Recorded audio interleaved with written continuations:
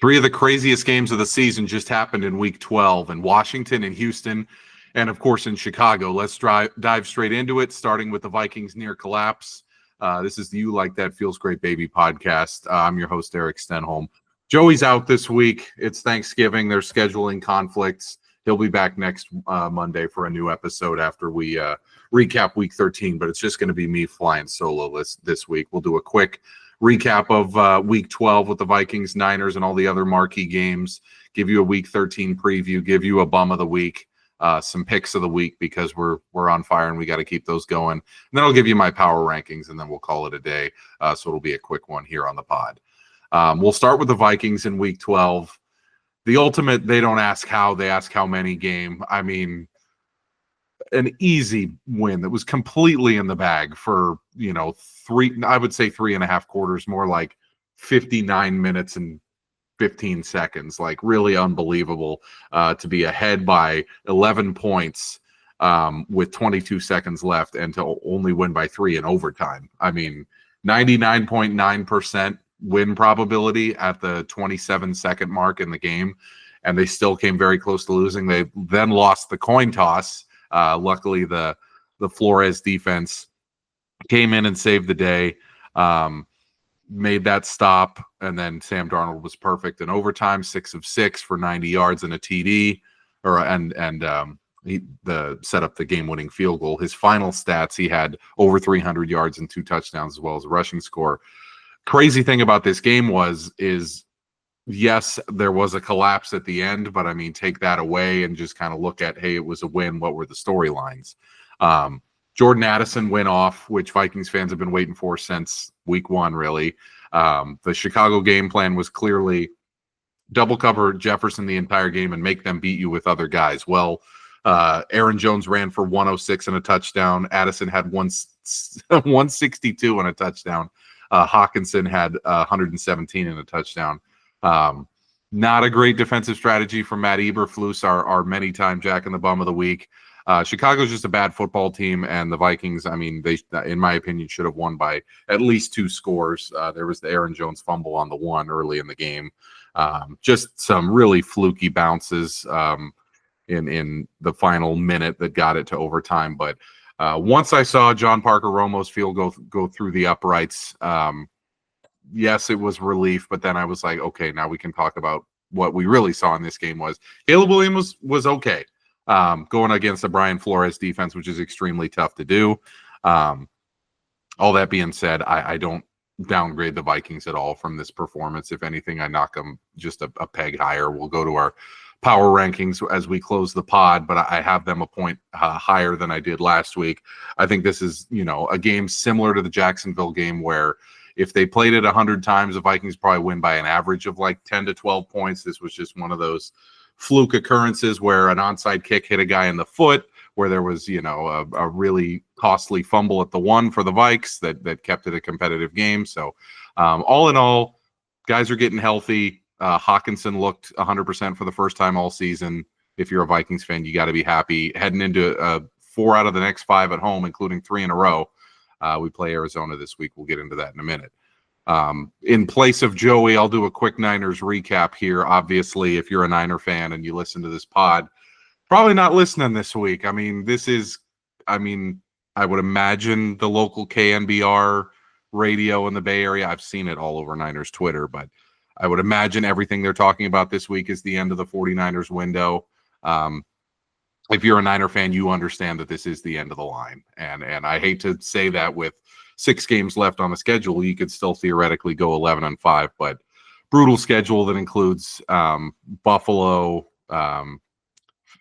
Philadelphia, and Detroit, probably the 3 of the 4 best teams in the NFL. So I don't really see a scenario at this point where the Niners make the playoffs. I think 9-8 is their ceiling, and I don't think that they get to that ceiling. I think given all the injuries, especially, you now don't know what you have with Purdy with the shoulder injury. Clearly, McCaffrey is not the same guy he was last year. I mean, obviously, he's coming back from whatever that Achilles injury ended up being, and he just has not looked as explosive. Juwan Jennings has been their best player, which if that's, on offense at least, if that's what you're saying, that is a major, major problem. Obviously, a lot of the discourse this week has been about Deebo Samuel and him losing a step. Some media outlets have been reporting that he put on a ton of weight, which, I mean, when you watch the games, yes, he is a step slower, but he is getting towards the end of his career with his playing style. Some receivers can play into their mid to late 30s. Deebo Samuel's not one of those guys. I mean, he takes as much contact and keeps going as any receiver we've seen in the league in a long time. So if I'm a Niner fan, I'm looking at this week in Buffalo and saying, you know, a win, and sure, I'll be happy to tune in the following week when it's a more, you know, a more winnable game. But if there's a win, sure. If there's a loss, I think you put the nail in the coffin. I mean, at Buffalo, Sunday Night Football, Bills on extra rest. It's a nightmare scenario for the Niners, and probably time to start looking at Cowing and Pearsall and Mason and a lot of these new guys on defense that the Niners probably didn't think they'd be playing until next year, because, I mean, all the injuries, all the attrition, all these close losses. I mean, last week wasn't a close loss. It's time to do the reboot. I mean, it was clear against, I would say, a B-, B+-ish effort from the Packers to lose by 28. I get you have your backup quarterback, and Brandon Allen was okay. I mean, I give him a C- for what expectations were, but man, getting gashed on the ground by Josh Jacobs, there really is no silver lining. This is the season from hell from the Niners, and you know, Joey saw it coming. He called it earlier in the year when I predicted them to win 12 games. After predicting 13 last year, he was like, there's going to be a drop-off, and it ain't going to be one game. So he called it. I don't think he saw it being as bad as it was in 2020 when the Niners basically fell off a cliff after a Super Bowl appearance. So sorry, Niner fans out there listening. This is not your year, but we march forward and discuss all the other marquee games of Week 12. Just a quick look here. The Dallas-Washington game was pure insanity. It was, I would say, one of my favorite, you know, as a game without a rooting interest watches of the year. Like, just watching that, I gasped like 4 or 5 times. First, obviously, with the incredible Terry McLaurin touchdown, which was, you know, other than their Hail Mary, probably the play of the season, which you would now say, hey, maybe Washington has the 2 biggest plays of the season.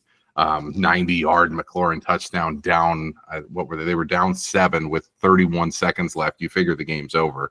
And then they missed the extra point, and I lost my shit again. I'm like, oh, my God, that's incredible. Then the onside kick gets returned for a touchdown, which affected the over-under, I believe. So it's like one of the craziest regular season games in a long time. Lot of questions about Cliff Kingsbury and his this used to happen in Arizona. Now it's happening in Washington. Teams get off the hot starts. Remember, the Washington was 7-2. They're now 7-5.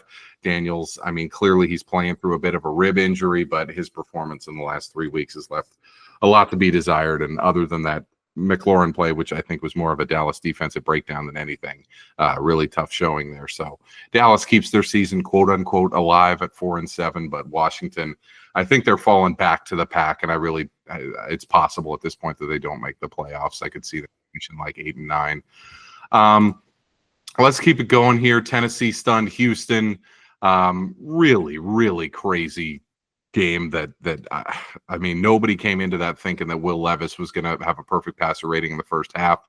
He came back to earth with a pick 6 in the second half, but it wasn't enough. I mean, Houston, the defense there, I mean, I love DeMeco Ryans. This is as positive a DeMeco Ryans podcast as there is. We've loved the guy since he was hired, since he was the Niners defensive coordinator, just a leader of men that everyone respects.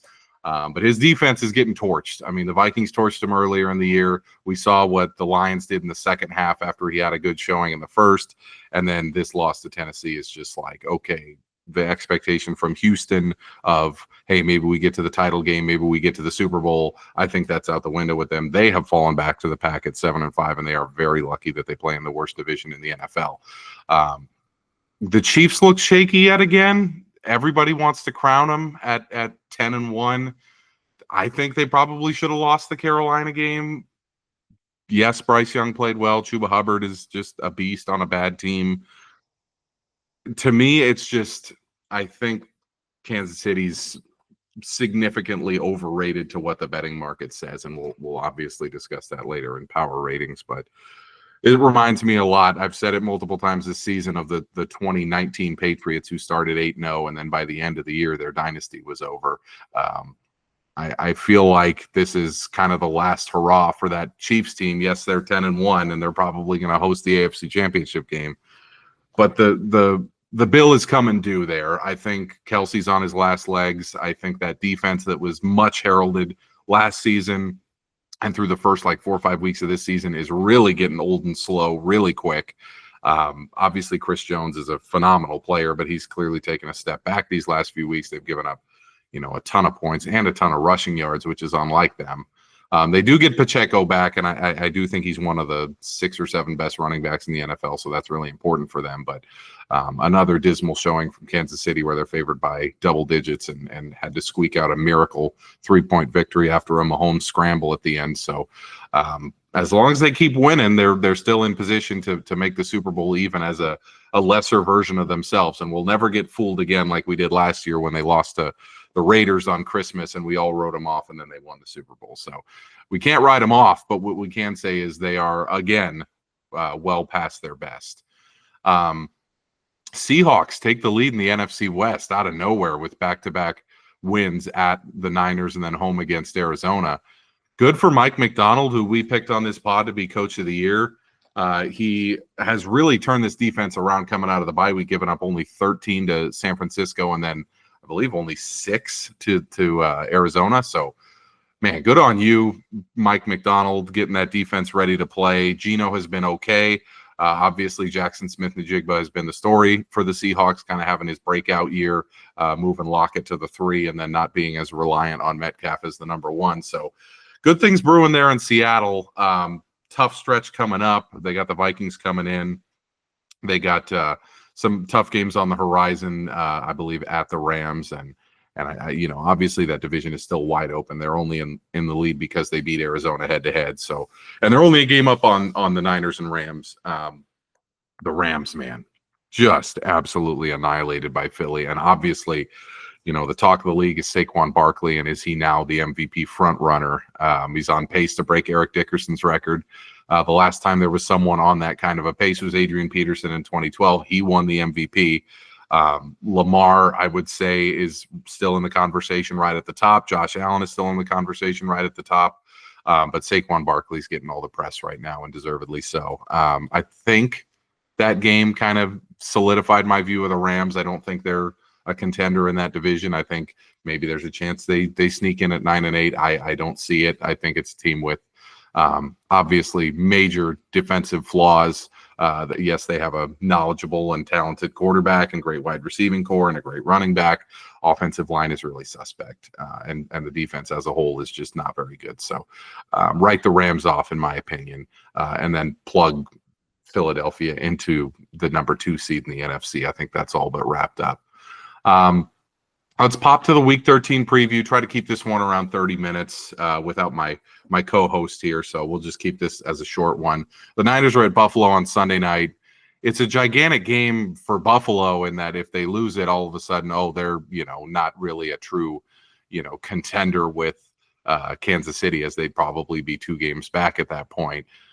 So they got to just take it to the Niners. And then if you're the Niners, it's the ultimate tough spot. You just played at Lambeau. Now you go to Buffalo. It's going to be even colder. It's going to be Sunday night. You're on the road 2 weeks in a row. You may or may not have your starting quarterback. You may or may not have your starting defensive end in Bosa. You may or may not have, Trent Williams, Deebo Samuel. I mean, we'll see when the game starts. If they have basically everybody but Ayuk, then you're like, okay, well, let's see what you got. But if it's like last week where you're like, hey, it's Fred Warner and Christian McCaffrey and a bunch of bums, I like Buffalo in that game a lot, if that's the case. Vikings host Arizona, the first of 3 straight at home. Good chance to cement themselves as a true contender with a statement win here. Most power ratings have us either 5th or 6th. I think the things that the Vikings are missing in the past 5 or 6 weeks. Yes, we've won 4 in a row. It's fantastic. But I've seen a drop-off in terms of putting the pedal to the metal in the second half. We saw that against the Niners. We saw that against Houston especially. And then as the season's worn on, we are continuing to have these incredibly hot starts. There's just been, like in the Jags game, multiple red zone turnovers. In this Chicago game, a red zone turnover to start the game, not recovering an onside kick, all this stuff that leads people to believe, hey, they only won by 3, or in the Jacksonville game, hey, they only won by 5. It's like, they probably should have won by 14 plus in both of those. So I think if they can get to Kyler Murray, which they weren't really able to get to Caleb Williams as much as I would have hoped last week, they get to Kyler the way that the Seahawks did last week, I think they can really put a thumping on them, and that would be big. Obviously, you want to keep the train rolling with these one-score victories, sure, but let's put the pedal to the metal here. Especially you got Atlanta and Chicago coming up. Atlanta's wounded. Chicago's season is over. Arizona is still playing to win their division, so this will be a tough one. If you win this one going away, I think it makes a big statement going into the final few weeks, and you probably clinch a playoff spot if you get to 10 wins, no matter what happens the rest of the year with the way the NFC is shaking out. So let's get this dub. Marquee games, Thursday night, Thanksgiving night. I mean, the first 2 Thanksgiving games are just atrocious. Obviously, nobody's going to be watching Giants-Cowboys, 2 teams that are out of it. And then the first game is Chicago-Detroit, where I'll be pulling for Chicago, likely in vain, as I think they get absolutely rocked. Miami at Green Bay. Thanksgiving night, it's a chance for Tua and McDaniel and that Miami Vice team to just kind of show that, hey, you can actually play in a cold weather game, because the last few times we've seen it, it's been a disaster. It's supposed to be bone-chillingly cold in Green Bay on Thanksgiving night. Look for a big game from Achane and Mostert in the backfield for them to kind of keep the ball on the ground in that situation. But I think Green Bay probably wins that one going away. Short week. Tough for a high-flying offense team. Green Bay, more of a pound-the-rock team lately, especially with the way Jacobs been running the ball. I think that's probably going to be relatively low scoring, but Green Bay wins comfortably, something like 23-13. So, yeah, that's one of the marquee games. Pittsburgh at Cincy. Cincy's favored by 3, which I think is a little odd. Yes, they are coming off the bye, and Pittsburgh's actually coming off the mini bye. They played last Thursday in the Snow Globe game, which was a lot of fun to watch, but I don't know if Pittsburgh's going to have the juice in this one. That's why Cincy's favored by 3. I personally, I think this is kind of the Zach Taylor, Lou Anarumo, death knell season when you have a quarterback playing at, in my opinion, unanimous MVP level. Like Burrow would be the 100% MVP if they were 9-2 right now, but they're 4-7 because they have a head coach who's always held his quarterback back, in my opinion, and a defensive coordinator who it's an absolute, shock to me that he still has a job. Obviously, Mike Tomlin in this situation, +3 on the road in division, usually a lock bet, but we'll see. And then by far the best game of the week, Philly at Baltimore. They wanted to move that one to Sunday Night Football, but obviously CBS protected it, going, hey, this is our game of the week. Huge one there. Baltimore favored by 3. Philly is a wagon right now. We'll talk about that in the picks of the week. I don't want to get in front of it. As much as I love Baltimore, and they look excellent, super well coached on Monday Night Football in the Har Bowl, that's just one of those games. You just park yourself in front of the TV and go, let's see it. Henry versus Barkley, Lamar versus Hurts. Zay Flowers has been awesome this year. A.J. Brown's back and fully healthy. We'll see if Devontae Smith plays in this game. One of the games of the year, for sure.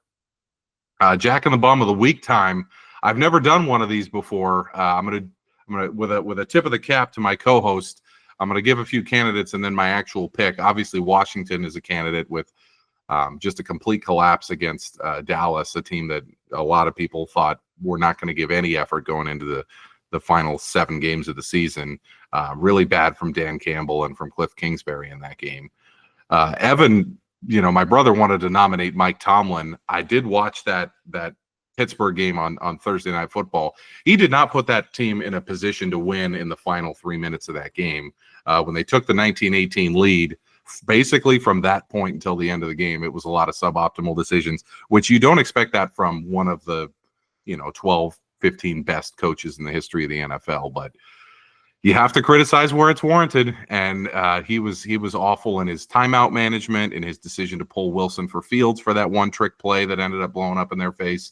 I thought he kept turning to these gadget plays. On defense, his defense kind of buckled at the end there against Jameis.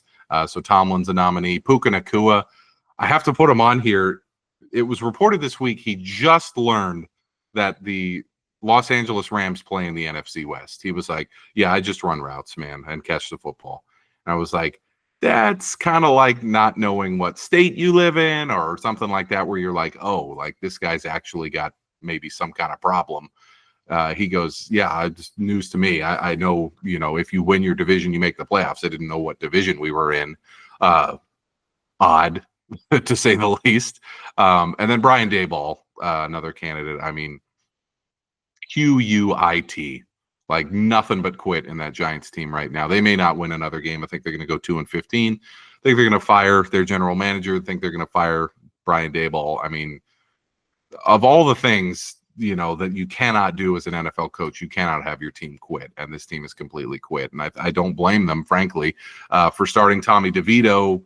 You're sending a message to your team that we don't want to win. So why would guys go out there and give 100% effort when, Drew Lock is clearly the best quarterback on your team. Daniel Jones was the best quarterback on your team, but he's gone. So yeah, Brian Daboll for sending a message to his team that it's okay to quit. But my pick, and this is way off the board here, I'm going with college football fans. We had 3 incidents last week of fans storming the field before the game was over and causing their team to almost blow it. It happened in the Arizona State game, which, I mean, I did bet on, so I get it. It was Arizona State against BYU, so that's what made me notice it. But then it also happened in another game where not only is there still significant time on the clock, but the opposing team had possession and had a chance to do a Hail Mary. I believe the Arizona State quarterback, it was 4th down. They wanted to burn the remaining 7 seconds of clock off of the game, so he just dropped back and threw one up in the air. Obviously got the very friendly Arizona State home game clock operator, ticks it to 0. The fans storm the field, and then the referees go, hey, I never said the game was over. There is still 1 second left on the clock. So it took half an hour to clear all these kids off the field. The goalposts were torn down. The game basically couldn't continue.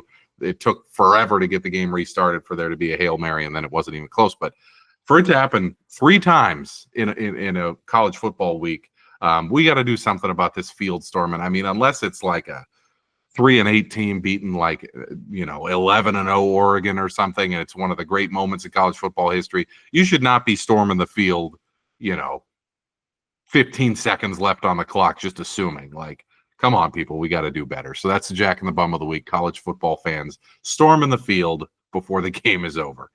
Let's do a quick You Like That picks of the week. We're 32-24-3 on the season. We went 2-2-1 last week. The Rams and Chargers killed us, but Seattle and Green Bay got there easily, and then the Vikings with the mother of all pushes. A game that I think everybody had been counting their money since about the second quarter in that one, but it still got there as a push. So 2-2-1 week, which means we haven't had a losing week since week 8, and that was the only losing week we've had since week 3. So we've been on absolute fire. Let's keep it going here. The Vikings Arizona over 45.5 is probably my favorite pick. I do think Vikings coming off 3 straight road games, Arizona coming off a very emotional game in Seattle, that very physical game. I don't think these teams are going to be very physical in this one. I think they're going to be tired, which means offense. I think the defenses are beat up a little bit. I think Kyler, if there's one thing that the Vikings will struggle with a little bit, it's a very mobile quarterback, and this is other than Lamar, this is as mobile as a quarterback gets in the backfield. So I think Arizona puts up points, but I think the Vikings put up more. I could see this being like a 30-24, 30-27 type game. Give me the Vikings Arizona over 45.5. I love Seattle -1.5 at the Jets. How the Jets keep getting this kind of respect is beyond me. It makes absolutely no sense for a 3-8 team with just quit written all over them to only be a 1.5 point dog at home against a team that leads their division. I mean, just a rat line where you're like, what does Vegas know that we don't? The Seahawks should be favored by 3.5 plus at minimum in this game. I'll take them at -1.5. Pittsburgh +3 at Cincinnati. It's an auto bet for me. It's not one of these like, oh, heady, like, oh, let's think, what would this team do in this situation? No, it's an automatic bet. Mike Tomlin getting 3 or more points in a divisional game, it's a must bet. And the Steelers really need this one after a crushing loss. I think them having, close to as much rest as Cincinnati. I think part of the reason Cincinnati's favored by 3 is they're off the bye. But they've only got 3 more rest days than Pittsburgh has had. So, give me Pittsburgh +3 there. Philly +3 at Baltimore. I was debating back and forth whether or not to take this one, but they're a wagon right now. You don't want to get in front of them. They're running the ball like nobody's business. I think with a fully healthy A.J. Brown and just a disastrous Ravens secondary, I think Philadelphia puts up enough points to get this one within the number. And then Buffalo -7 on Sunday Night Football against the Niners. The Niners are cooked. The Bills are off a bye. The Bills are at home. The Bills got to have another statement win. I think Josh Allen runs amok. I think they win this one something like, 34-17, 41-20, something like that. I like the over there too, but for the grading purposes here, we'll go Buffalo -7. So that's the You Like That picks of the week for NFL Week 13. Can't believe we're already at Week 13. Minnesota, Arizona over 45.5. Seattle -1.5 at the Jets. Pittsburgh +3 at Cincinnati. Philly +3 at Baltimore. And then Buffalo -7 at home on Sunday Night Football against the Niners. Joey's not around, so we can't do a feels great baby wildest take of the week, but I will give you my power ratings before we close the pod here. I just did them. I wanted to see how my top 10 shook out compared to some of the other publications. Obviously, Detroit's #1. I think they're #1 in everybody's book right now. The perfect combination of being able to run the ball, play good, offensive line play, both protecting the quarterback and running the ball downhill. And, a defense that's a bend but not break. And they've been doing a lot of bending lately, but not a lot of breaking, with them being at 10-1. So I got Detroit at #1. I moved Philly all the way up to #2.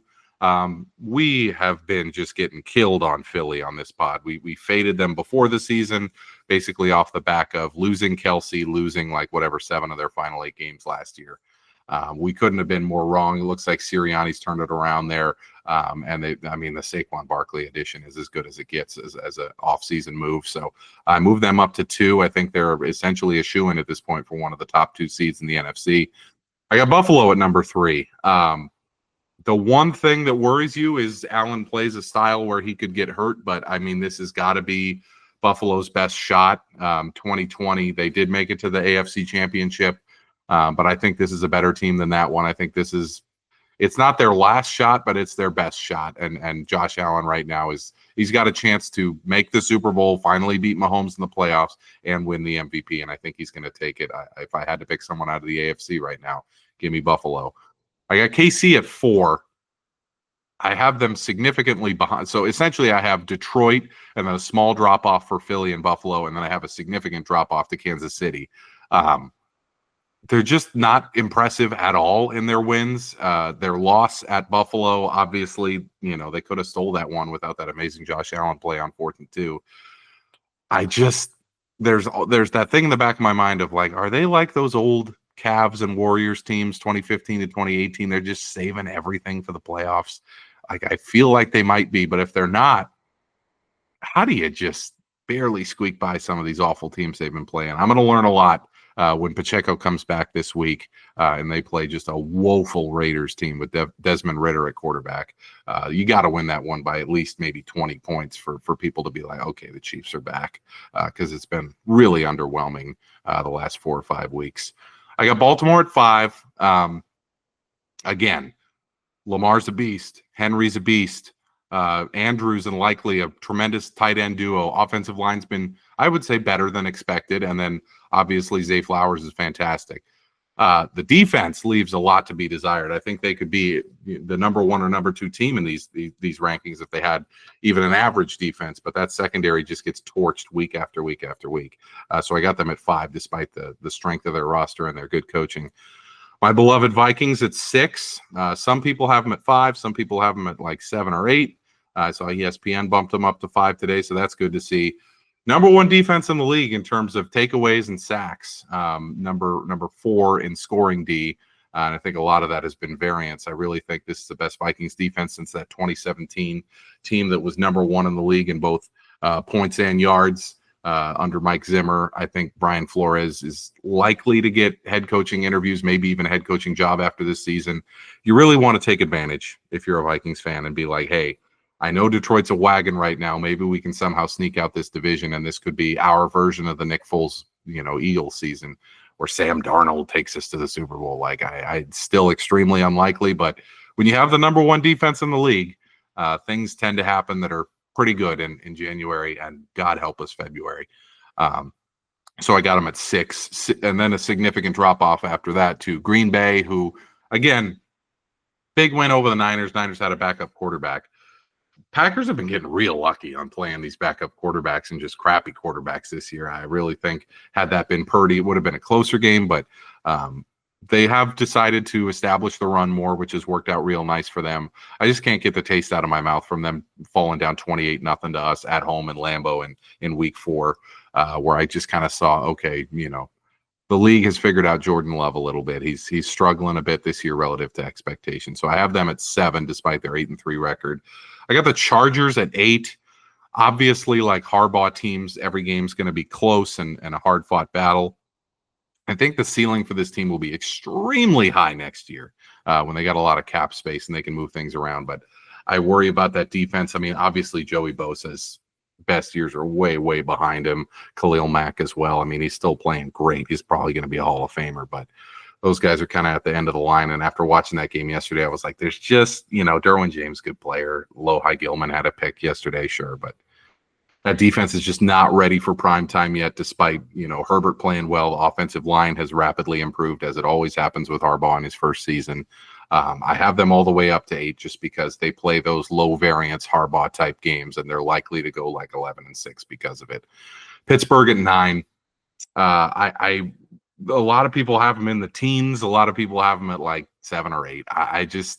It depends on what you think about Russell Wilson. I think at this point in his career, he's not going to necessarily win you a ton of games, but he's not going to lose you a ton of games, whereas Justin Fields is liable to do that.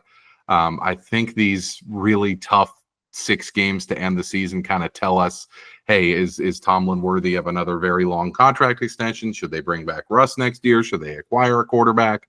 Lot to figure out there in Pittsburgh, but the one thing that's always a constant is that defense is unbelievable, and TJ Watt is one of the 5 best players in the NFL. So they're up there at 9 just on the strength of their defense and Mike Tomlin's ability to get the best out of I would say a middling roster. And then number 10, Houston, who's been as high as 4 in my rankings this year. I felt like they got exposed in the Vikings game earlier in the year, and then the second half against Detroit, and then that entire game against Tennessee. We've just seen that the team last year that was a dark horse Super Bowl contender, and then coming into this season was a bona fide Super Bowl contender. CJ Stroud's taken a little bit of a step back. Yes, Nico Collins is a beast, but them losing Stephon Diggs for the year is a killer. Clearly, Joe Mixon is fantastic, but I think he's liable to slow down as the season goes along. I just, Houston, I think clearly going to win the division, clearly going to host that, as Bill Simmons and Cousin Sal say, Shakey's game, that 4-5 AFC South playoff game in round 1. I just don't think they get any further than that. Some people have dropped them as far as like 15, 16 in the power ratings. I'm not willing to go there yet because CJ Stroud's such an exciting player, but I have them at 10, and then a few others just missed the cut, Commanders, Cardinals. But I think the Bucks and Dolphins are teams to watch for that might sneak into that 7 seed. I'm not quite there yet on Denver to get them into the top 10. I have them at 13. But yeah, I mean, power rankings going into, the final third of the season, 6 weeks to go. I really would imagine Detroit would host Philly in the NFC Championship, and Buffalo would host KC in the AFC Championship. Anything other than that be a little bit of a surprise. I think Baltimore getting there would be, obviously extremely nice for Lamar to change the trajectory of his career with a big playoff win like that. And then maybe the Vikes can sneak in. But if you don't win your division, it is real tough to get by in this new playoff format. So there's my power rankings with 6 weeks to go. Detroit, Philly, Buffalo, Kansas City, Baltimore, Minnesota, Green Bay, the Chargers, and then Pittsburgh and Houston. That's it for the pod, everybody. Thanks for listening to me ramble on for half an hour. Happy Thanksgiving, everybody. Thanks for listening. Joey will be back next week. The pod will be back to normal next week. Thanks, everybody, for liking, rating, and subscribing. As always, appreciate it when you share the pod, when you share our social media posts. Always great to hear from you guys. Shoot me a text if you're listening and let me know how I did on my maiden voyage doing it on my own. But thanks, everybody, for listening. Happy Thanksgiving, and we'll see you next week.